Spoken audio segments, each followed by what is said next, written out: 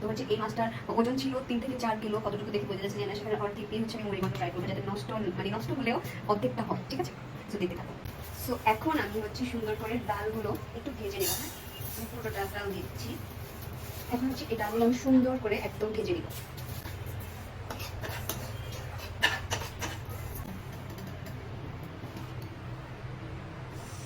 ডালটা সুন্দর একটা স্মেল বের হয়েছে, তার মানে ডালটা অলমোস্ট না, পুরোপুরি ভাজা শেষ।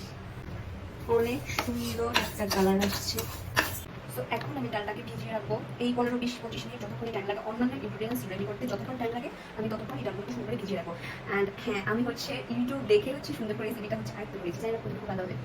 এবার হচ্ছে আমি মাছের মাথাটাকে সুন্দর করে ক্লিন করে নিবো, অ্যান্ড হচ্ছে এটাকে ভাজবো। ভাজলে হচ্ছে আমার এটাকে উপর থেকে ছোট ছোট করতে হবে না, মানে এটা অনেক তেল একটা ব্যাপার বলতে দিয়ে প্রত্যেকটা মাছের মাথাকে আমি কেটে কেটে ছোটো ভেজে নিবো। এটাকে আমি ভাজবো, ভাজার পর হচ্ছে সুন্দর করে নিচ থেকে আলাদা হয়ে যাবে।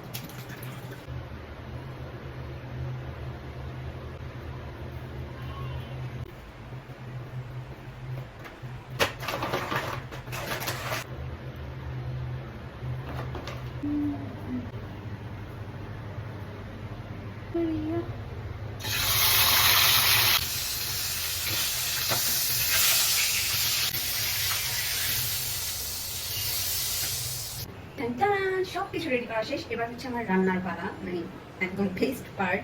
এবার হচ্ছে আমি রান্না করবো, ওকে?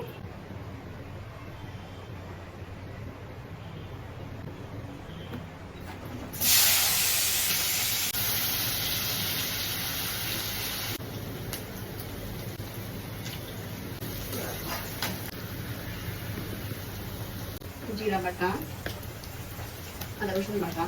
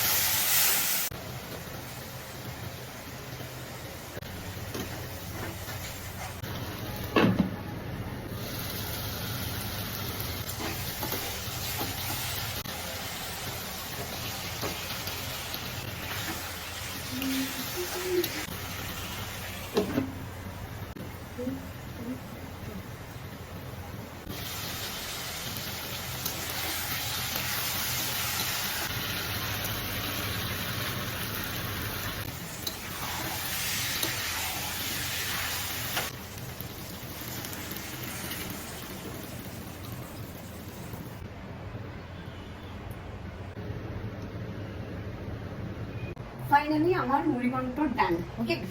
এই দেখো কত সুন্দর হচ্ছে।